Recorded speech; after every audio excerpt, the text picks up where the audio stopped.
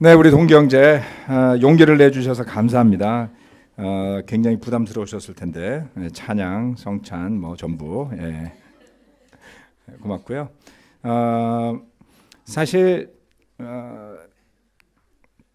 모든 사람이 우리가 보는 모습대로는 아니죠. 늘 밝고 또 싹싹하고 그렇지만 또 그 안에는 나름의 고민, 또 스트레스 이런 부분들이 많았을 터인데 점점 굳건하게 자리 잡아가는 모습 보면서 늘 격려를 많이 받습니다. 진솔한 성찬 나눔 감사드립니다. 네, 그래서 제가 오늘은 동기 형제가 올라오는 시간보다 짧게 하고 내려가려고. 예. 오늘 설교 말씀은 사도행전 6장 말씀입니다. 주제가 문제가 기회가 되다입니다. 문제가 기회가 되다. 사도행전 1장부터 6장까지 오는 사이에 교회 안에는 몇몇 가지의 문제가 발생했습니다. 참 또 설교 말씀하면서 한 가지 말씀드리고 싶은 것은 어떤 내용은 조금 난해한 내용도 있고요. 또 어떤 내용은 좀 이해하기가 쉬운 내용도 있을 겁니다. 그래서 몇몇 분들이 설교 듣고 또 집에 가서 유튜브를 한 번씩 더 보신다는 분도 있고 또 사도행전을 미리 예습해 오신다는 분들도 있고 어떤 분들은 그러거나 말거나 모르겠다는 분들도 있는 것 같습니다. 뭐 이러고저러고 저는 마음 편하게 설교 말씀을 잘 준비해서 최선을 다하려고 하고 있고요. 이 6장 말씀은 이제 6장부터 한 8장까지의 말씀들이 사실은 굉장히 큰 교회의 변곡점을 형성하게 됩니다. 그 모든 그러한 그 변곡점에 해당하는 부분들을 시작하게 되는 장이 바로 이 6장 말씀이거든요. 그래서 잘 살펴보시면 좋으리라 생각합니다. 교회가 시작되고 나서 몇 가지 문제가 생겼었죠. 사도행전 쭉 들으셨으니까 1장, 2장, 3장까지는 좋은 일만 일어나다가 4장에서 무슨 일이 있었습니까? 4장 핍박이 있었었죠. 그렇죠? 핍박이 좋은 일은 아닙니다. 그래서 핍박이 있었어요. 그것이 첫 번째 교회가 직면한 문제였고요. 그다음 두 번째 문제가 5장에 나오죠. 지지난주 말씀이었습니다만 5장에서는 아나니아와 삽비라의 죄의 문제로 굉장히 큰 충격을 받을 만한 일이 있었습니다. 그것이 두 번째 문제였고요. 6장에 이르러서는 이제 전혀 다른 유형의 세 번째 문제가 등장합니다. 그것은 교인들 안에 그룹이 나뉘어지고 그 안에 형평성의 문제로 불평이 제기된 일이었습니다. 자, 우리 사도행전 1장 6절로부터 4절까지 말씀을 다 같이 한번 읽어보도록 하겠습니다. 사도행전 6장 1절로 4절 말씀입니다. 자, 같이 읽을까요? 시작. 이 시기에 제자들이 점점 불어났다. 그런데 그리스 말을 하는 유대 사람들이 히브리 말을 하는 유대 사람들에게 불평을 터뜨렸다. 그것은 자기네 과부들이 날마다 구호 음식을 나누어 받는 일에 소홀히 여김을 받기 때문이었다. 그래서 12사도가 제자들을 모두 불러놓고 말하였다. 우리가 하나님의 말씀을 전하는 일은 제쳐놓고서 음식 베푸는 일에 힘쓰는 것은 좋지 못합니다. 그러니 형제자매 여러분, 신망이 있고 성령과 지혜가 충만한 사람 7을 여러분 가운데서 뽑으십시오. 그러면 그들에게 이 일을 맡기고 우리는 기도하는 일과 말씀을 섬기는 일에 헌신하겠습니다. 아멘. 세 번째 문제가 생겼죠. 제자들이 점점 이 시기가 되어서 더 많이 불어났습니다. 아나니아와 삽비라의 사건 이후로 또 다른 그 스테이지 어떤 상태에서 교회가 또 더 성장을 했죠. 그런데 교회에는 두 개의 큰 그룹이 있었던 걸로 보여집니다. 하나는 그리스 말을 하는 유대 사람들이었습니다. 또 다른 한 그룹은 당연히 거기는 유대 예루살렘이니까요. 히브리 말을 하는 유대인들이었죠. 자, 그 명칭에서 보다시피 같은 유대인들이었는데 그들은 쓰는 말이 각각 달랐습니다. 그리고 그 그룹이 적지 않은 수의 사람들이었던 걸로 보여집니다. 아마 일부는 디아스포라에서 살다가 다시 돌아와서 본인들의 조국에서 다시 정착한 사람들이었지만 말은 모국의 말을 잊어버리고 외국의 말을 쓰게 된 것이죠. 한국 사람인데 한국말을 못해요. 그런 분들은 이제 교포 중에서 오랫동안 사시면 그럴 수 있죠. 그렇죠? 예. 근데 그런 사람들이 여기 우리 한 100명 있다고 칩시다. 그럼 예배 분위기가 사뭇 다르겠죠. 예. 얼굴 색깔은 같은데 어떤 분은 말이 안 통하는. 자, 그 다음에 또 그들 중에 일부는 잠시 방문한 사람들이었을 수도 있습니다. 그러한 그룹이 존재를 했죠. 그런데 그리스 말을 하는 사람들 중에 그처럼 말이 잘 안 통하는 좀 불편한 그런 유대인들 중에 과부, 즉 생활이 궁핍하고 어려운 사람들이 구호 음식을 받는 일에 소홀히 여김을 받는다는 문제가 제기가 되었습니다. 이 말씀에서 이야기하듯이 불평을 터뜨렸다라고 이야기를 하고 있습니다. 뭐 불평이라는 게 늘 좋게 나오진 않죠. 네. 그래서 이 일은 쉬운 일이 아니었습니다. 자, 이미 4장과 5장에서 보았듯이 교회는 그러한 필요들을 본 사람들 중에 일부가 적극적으로 재산을 헌납하면서 큰 기부금을 냈죠. 헌금을 내서 그런 구호 활동을 해달라는 요청들을 이미 한 상태였습니다. 그래서 그러한 기부금을 받았고 또 그러한 일을 수행 중에 있었던 것이죠. 이러한 일은 잘못 해결하게 되면 굉장히 큰 문제를 야기할 수 있습니다. 그런데 놀랍게도 사도들과 교회는 이 문제를 놓고 고민하면서 아주 놀랍게 이러한 문제들을 해결해 나갑니다. 첫 번째는 형평성의 문제를 해결하기 위해서 그들은 본질로 돌아갔더라는 겁니다. 사도들이 이 문제를 해결함에 있어서 감정적인 반응을 보이기보다는 본인들이 돌아가야 될 자리가 있음을 깨닫습니다. 여러분 혹시 그 바이블톡이라든가 뭐 교회나 어디 사회에서 책임을 맡았는데 내가 책임 맡고 있는 그룹 안에서 불평이 막 나와요. 뭐 가정일 수도 있고요. 애들이 막 불평할 때 부모의 마음 또는 리더인데 불평할 때 그 리더의 마음 이런 거 경험해 보신 적이 있으세요? 대부분 뭐 어떤 형태로든지 조금씩은 경험해 보죠. 뭐 총무를 맡았다든가 뭐 여행을 갔는데 여비를 뭐 관리했다든가 뭐 일정을 관리했다든가 이런 일들을 해보셨을 겁니다. 불평이 제기될 때 여러분 마음은 어떠세요? 네? 안 하고 말지. 내가 뭐 한다고 이 일을 자청해서 이런 고생을 사나. 첫 번째는 반응이 대부분 감정적이지 않나요? 내가 뭐 한다고 이 일을 해서. 그 다음에 그 사람 밉죠. 속마음은 몰라주고. 아니 사도들이 얼마나 바쁜데 수천 명이나 되는 교인들이 늘어났는데 그 중에 필요한 사람들을 위해서 음식을 나누고 계획하고 준비하고 생각하느라 아마 밤잠도 설치고 고민도 굉장히 많이 한 것 같아요. 그렇죠? 그런데 어떻게 이럴 수 있지?가 아니고요. 감정적인 반응이 아니라 우리가 놓치고 있던 게 있습니다. 이 제기를 받아들였어요.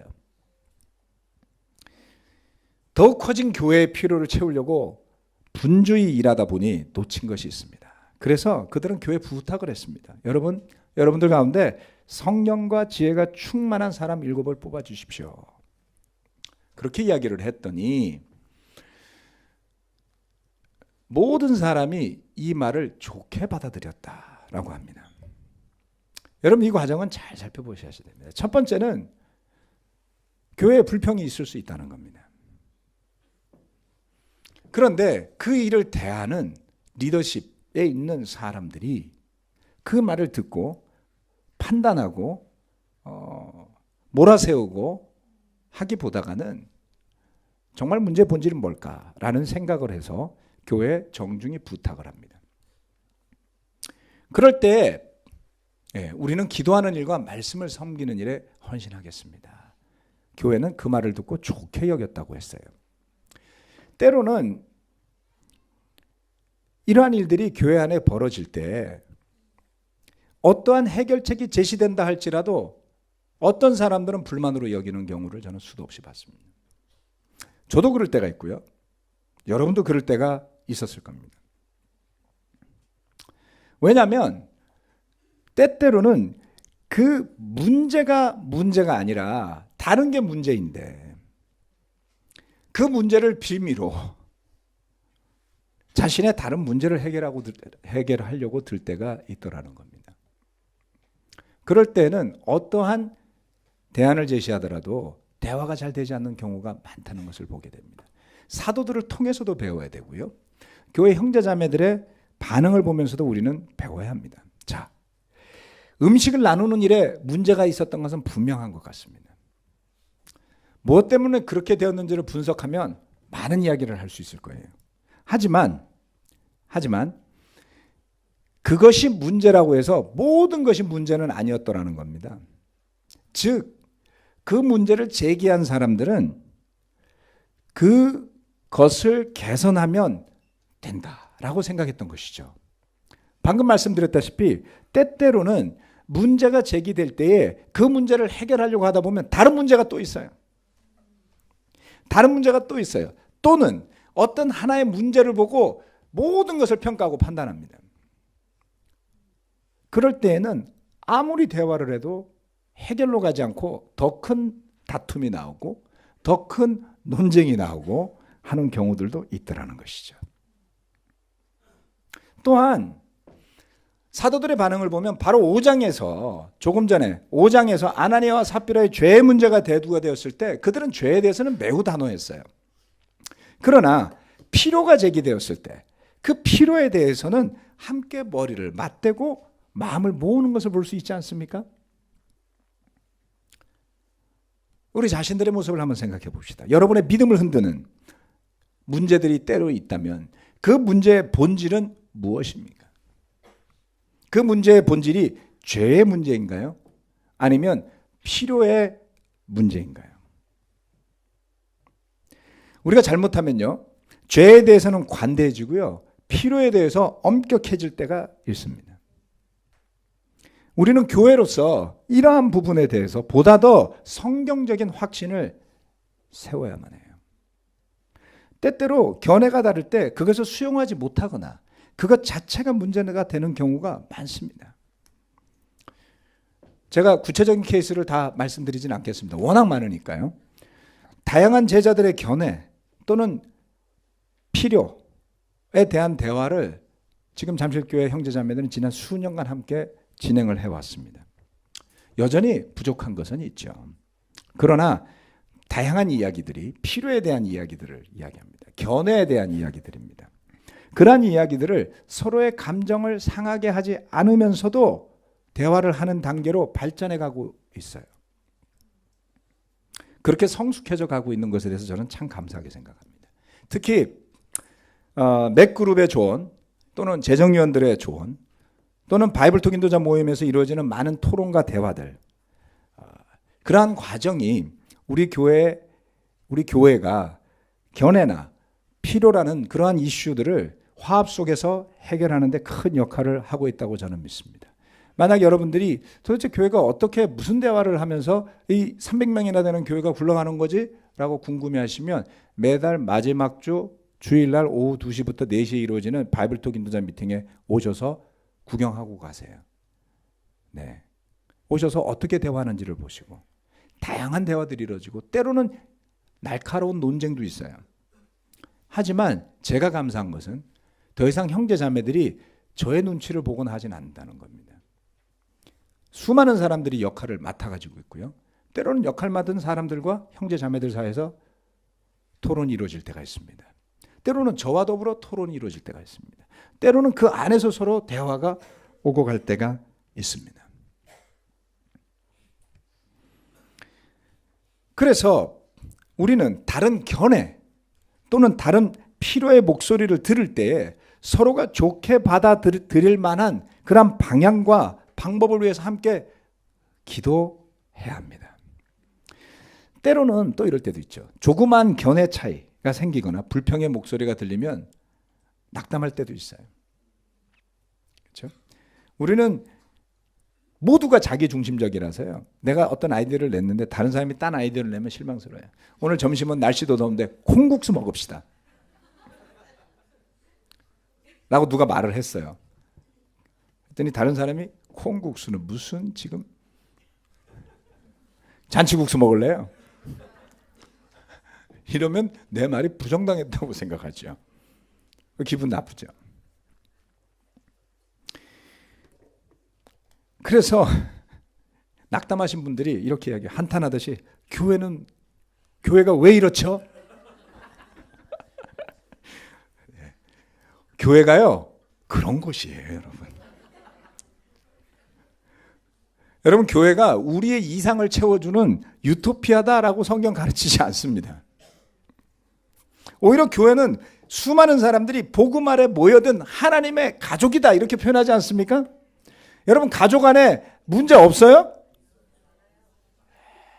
애가 둘만 되면 싸움이 끊이질 않아요.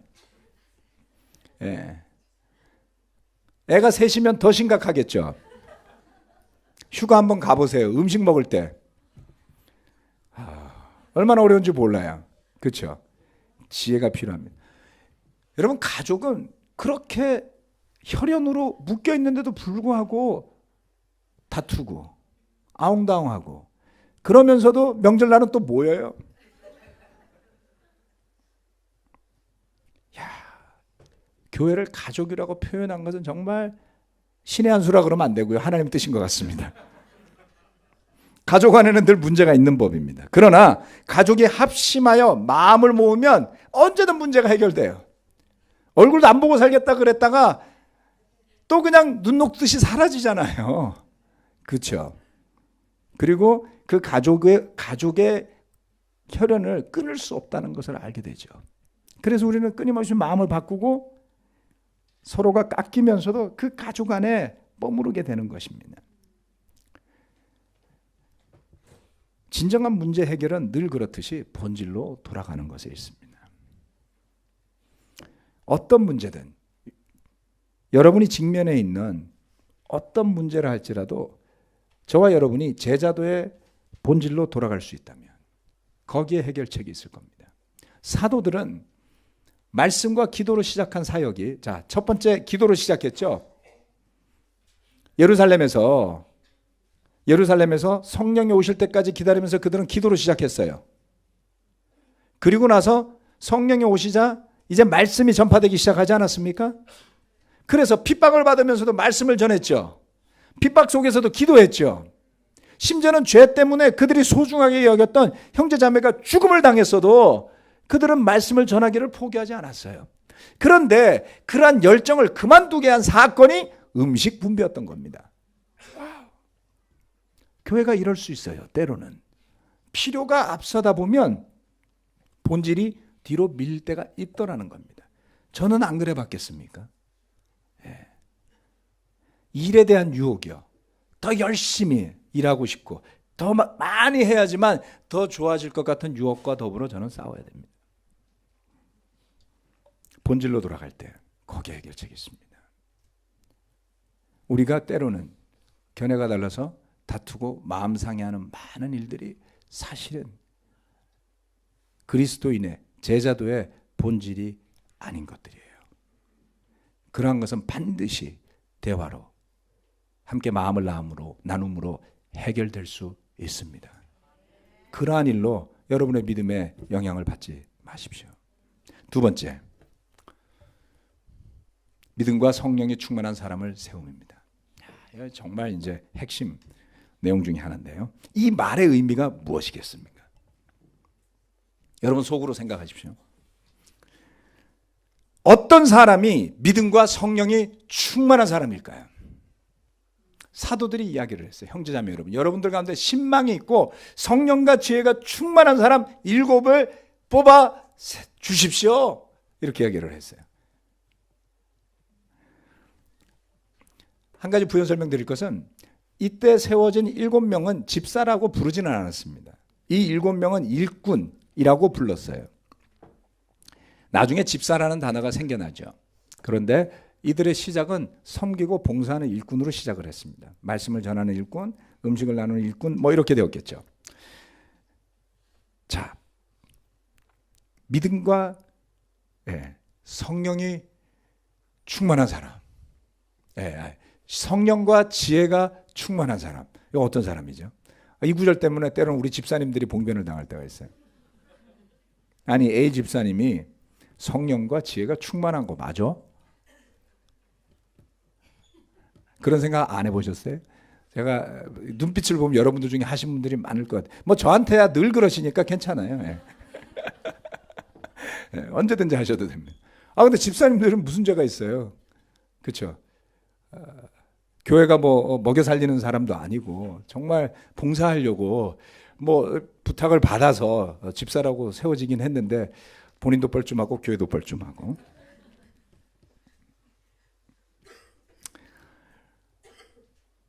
여러분, 그들이 어떤 사람이었는지를 엿볼 수 있게 하는 것은 뒤이어서 나오는 스데반의 설교나 빌립의 전도 여행 과정에서 이루어지는 대화나 말씀을 보면 알 수 있습니다. 이 말씀은 교회를 성령과 지혜가 충만한 사람과 그렇지 않은 사람으로 구분하는 것이 결코 아닙니다.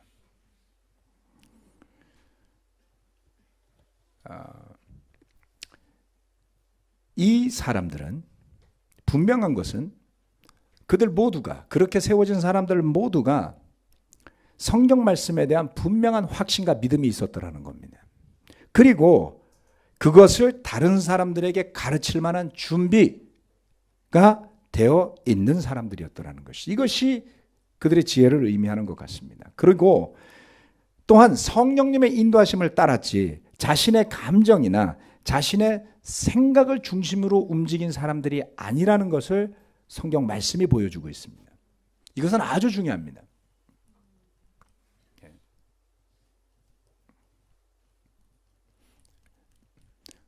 저거를 다시 바꿨는데도 잘 안 되네요. 시스템들 다음 슬라이드 넘겨주실래요? 네. 자, 스데반, 믿음과 성령에 충만한 사람 1호, 7명 중에 우리가 7명 있는데 7명 이름 잘 모르시죠? 저도 외웠다가 까먹고 외웠다가 까먹고 다시 안 써먹어서 또 까먹고 그래서 한 사람만 기억해요. 스데반. 네, 괜찮습니다.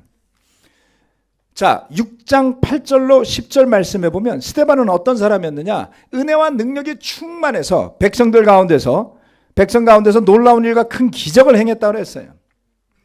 뿐만 아닙니다. 네. 말씀을 전할 때 그는 대단했어요. 6장 10절 말씀. 스데반이 지혜와 성령으로 말하므로 그들은 스데반을 당해낼 수 없었다. 여러분, 스데반이 사도행전 7장에서 하는 설교 말씀을 잘들 아실 겁니다. 사도행전 7장 말씀 한번 잘 읽어보시고 성경책을 딱 덮고 여러분이 요약해서 한번 똑같이 이야기를 해보세요. 되나? 그 사도행전 7장의 설교 말씀은 조금 배워서 할 수 있는 말씀이 아니죠. 아마 많은 목회자들도 그런 설교 못할 거예요. 책도 없고 하면. 뭘 말씀드리냐면 정말 말씀에 깊게 뿌리를 내리고 그 말씀을 사모하고 그 말씀의 가치관 위에 세워진 사람들이었더라는 겁니다. 뿐만 아니죠. 다음 슬라이드요. 네. 빌립은 어땠을까요? 8장에 가면 빌립이라는 사람이 나옵니다. 이 빌립은 여러 가지를 행했는데 우리가 그 중에서 이디오피아 환관 내시를 만나서 세례 준 일을 크게 보다 보니까 그 바로 앞에 나오는 사마리아에 가서 복음을 전한 일은 잘 못 보게 되죠. 빌립이 무엇을 했습니까? 8장 5절. 빌립은 사마리아 성에 내려가서 사람들에게 그리스도를 선포하였다. 8장 26절 말씀. 그런데 주님의 천사가 빌립에게 말하였다. 일어나서 남쪽으로 나아가서 예루살렘에서 가사로 내려가는 길로 가거라. 그 길은 광야길이다. 사람도 없는 광야로 성령이 이끌었을 때 그는 그 길로 기꺼이 나아갑니다. 성령의 이끌리심을 따라 살았더라는 것을 볼 수 있죠. 네. 8장 35절 말씀, 빌립은 입을 열어서 이 성경 말씀에서부터 시작하여 예수에 관한 기쁜 소식을 전하였다. 8장 마지막 9절 40절은 이렇게 이야기합니다. 여러 성에 복음을 전하다가 그 뒤에 빌립은 아소도에 나타났다. 그는 돌아다니면서 여러 성에 복음을 전하다가 마침내 가이사랴에 이르렀다. 어떻습니까? 음식만 나누었을까요? 그렇지 않습니다. 교회의 일꾼으로 세워진 신망이 있고 성령과 지혜가 충만한 사람들은 성령에 이끌리는 삶을 살더라. 그리고 그들이 전한 것은 다름 아닌 복음이다라는 것이죠. 잘 살펴보면 사도들이 한 일과 이 7명의 일꾼들이 한 일이 별로 다르지 않아요. 즉 제자도의 기본은 모두에게 동일하고 중요한 것입니다. 그 7명 일꾼들의 삶의 목적도 예수 그리스도를 향하고 있고 사도들의 삶의 목적도 예수 그리스도를 향하고 있는 것이죠. 음식을 나누는 일이 기도와 말씀을 섬기는 일에 비해 열등한 것일까요? 그렇지 않습니다. 여러분, 우리가 벗어내야 될 세상적인 견해들이 있어요. 사도들이 중심적인 역할을 하고 권위를 가지고 있었다고 하지만 그들은 사람 위에 군림하지 않습니다. 교회의 어떠한 역할도 다른 역할들보다 더 중요해서 누군가가 다른 사람 위에 있는 구조를 또는 그런 마인드를 교회가 허락해서는 안 되는 것이겠죠. 왜냐하면 저와 여러분에겐 그런 죄성이 있으니까요. 우리는 군림하려고 하지 않습니까?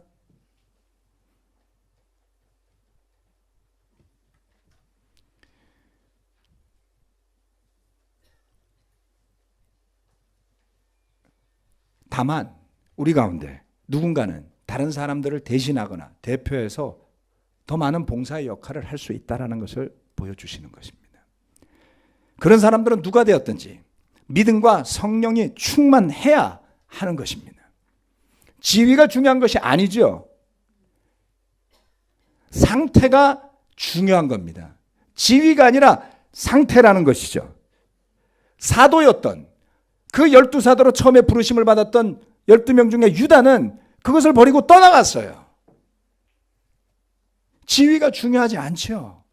아나니아와 삽비라는 사람은 이름이 기록될 만큼 의미가 있는 사람들이었지만 성령을 거스른 죄로 죽고 맙니다. 많은 사람들이 신학적으로 그것을 분석하려고 그래요. 애시당초 아나니아와 삽비라는 믿은 적도 없어. 유다도 아예 믿음이 없었던 거예요. 처음부터. 왜 그렇게 생각하시나요? 우리가 그 사람 속을 어떻게 합니까?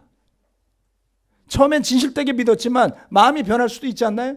전지전능하신 하나님이 처음부터 그 사람이 변할 걸 알고 있었으니까 그 사람 처음부터 안 믿었다고. 그런 논쟁으로 가지 마세요.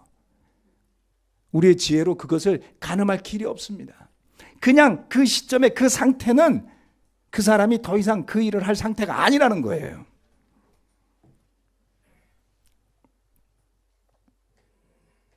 그러나 이 7명의 일꾼들은 성령의 이끌림을 통해 담대하게 말씀을 전하는 모습을 볼 수 있습니다. 여러분, 교회는 이 음식의 문제로 인해서 제기된 불평으로 인해서 또 다른 모습으로 발전합니다. 사도들로부터 시작해서 교회가 성장할수록 더욱 다양한 사람들이 역할을 하는 모습을 여기에서 발견하게 되는 것이죠. 네. 이전에 들어보지 못한 사람들이 등장하기 시작합니다. 그 7명의 이야기 이전에 없었잖아요.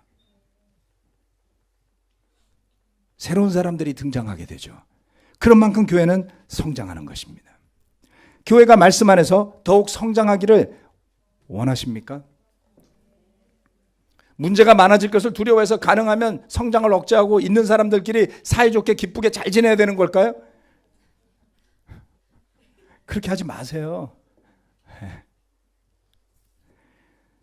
교회가 말씀 안에서 더욱 성장하기 원한다면 문제도 많아질 겁니다. 다만 우리 모두는 성령과 지혜가 충만한 새롭고 더 많은 일꾼들이 생겨나게 기도해야 합니다. 여러분, 우리가 우리 자신의 에고를 내려놓을 수만 있다면 어느 누가 헌신하고 있는지, 어느 누가 우리를 대표해서 그런 역할을 했으면 좋은지 쉽게 알아볼 수 있어요. 그 교회가 7명을 뽑는데 엄청난 분란을 일으키지 않습니다. 그렇지 않나요? 왜 그럴까요? 이런 것을 생각하셔야 돼요. 우리는 내가 중심이기를 바라는 생각이 너무 많은 존재들임을 인정합시다. 저는 그런 유혹을 늘 받습니다. 네. 주목받고 싶고요. 잘하고 싶어요. 그래서 우리 바이블톡 인도자가 돼야지 되는 거죠. 7명을 뽑아? 나는 우리 바이블톡 인도자만 지지할래. 바이블톡이 여기 우리가 지금 몇십 개가 있는데요. 싸움 나요? 예? 우리 목사님이 최고인데? 잠실교회가 최고인데? 갖다 버리십시오, 그런 거. 그런 생각들이 우리를 갈라지게 하지 않습니까? 우리 목사님이 최고예요. 저야 물론 들으면 기분 좋아요. 그랬던 분이 나중에 마음 돌아서면은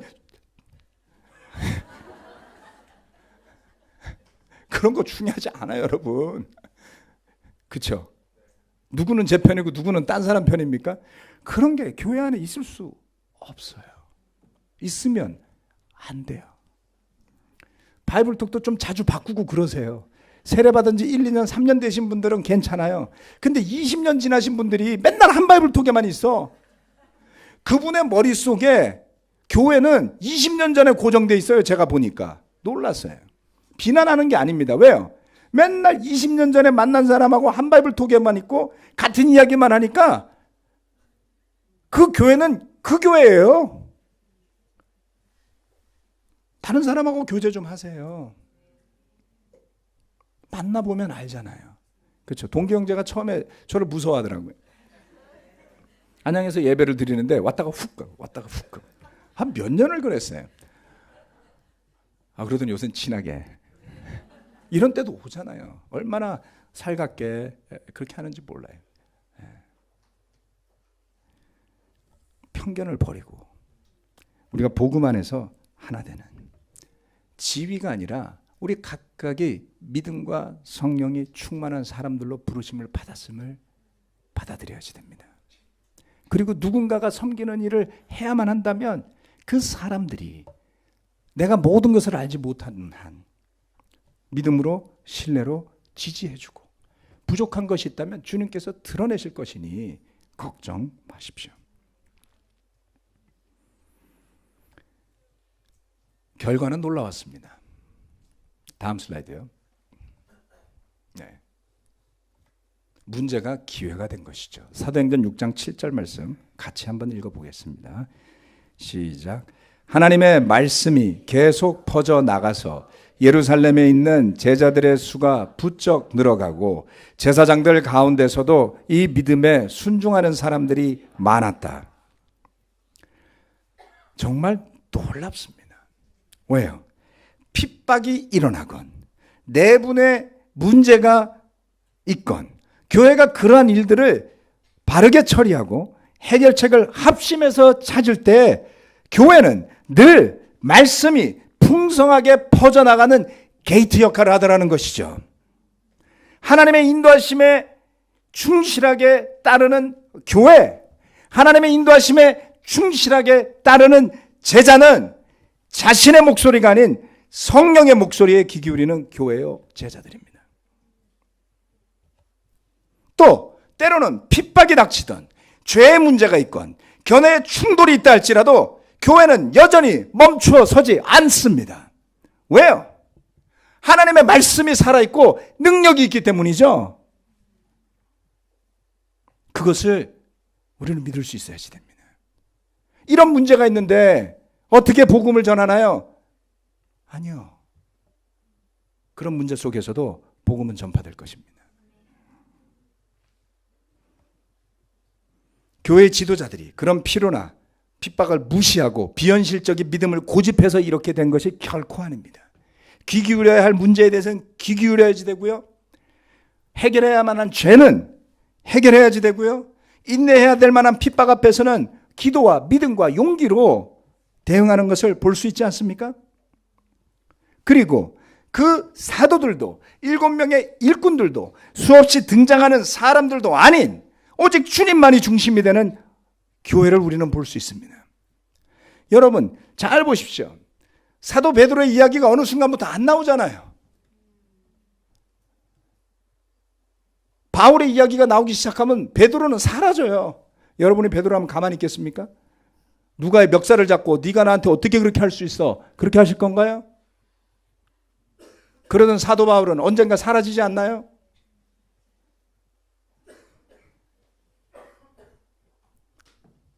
그 사도들도 여전히 부족하고요. 옛날보다 나아졌지만 여전히 실수하고요. 그런 모습을 보여주잖아요. 그러나 그 사도들이 그들이 중심이 되지 않은 모습을 보여주고 있다는 겁니다. 예수님이 죽었다가 부활해야만 한다는 이야기를 할 때에도 나중에 왕으로 오실 때 오른쪽과 왼쪽 자리에 누가 앉을지를 의논했던 사람들이 더 이상 그런 이야기를 안 하잖아요. 그렇지 않습니까? 사도행전에 나오는 사도들의 모습을 보면요. 오로지 중심이, 섬기는 사람들의 중심이 복음에 가 있어요. 자기 생각을 말하는 사람들은 모두 죄 가운데 있습니다. 아나니아와 삽비라 생각이 있잖아요. 내 생각. 베드로는 어느 한순간도 자기의 생각대로 교회가 가야 한다고 주장하지 않습니다. 이 사도행전의 말씀들과 모습들은 다양한 상황에 늘 부딪히는 저에게 큰 힘과 용기와 믿음을 주고 있습니다. 그리고 가장 중요하게 교회는 그처럼 주님의 이끄심, 주님의 인도하심을 따라가는 그리스도의 교회이지 내가 지켜내는 나의 교회가 아니다라는 겁니다. 주님께서 지켜주시는 그 주님의 교회 안에 제자된 우리가 말씀의 토대 위에 성령의 인도하심 위에 성령의 열매를 맺으며 살아가는 하나님의 가족인 것이죠. 저와 여러분이 우리의 감정이나 우리의 생각이 중심이 된 교회가 되게 하지 맙시다. 문제가 기회가 됩니다. 우리는 심지어는 문제도 웰컴할 수 있는 교회로 거듭났으면 해요. 교회는 어느 한 사람의 믿음으로 결코 세워지지 않습니다. 300명의 형제 자매들이 있다면 그 300명의 믿음으로 세워지는 곳이죠. 어느 누구에게 의존하는 교회 벗어나야 됩니다. 혹시라도 여전히 그런 사고를 여러분 중에 누군가 가지고 계시다면 저는 회개를 요구하고 싶어요. 이미 이 교회는 어느 한 사람에 의해서 이끌어지는 교회가 아니기 때문입니다. 주님이 인도하시고 이끌고 가시는 교회임을 믿고 한 마음이 되어서 간다면 어떤 일이 있다 할지라도 복음이 놀랍게 퍼져나갈 겁니다. 말씀 마치겠습니다. 아멘.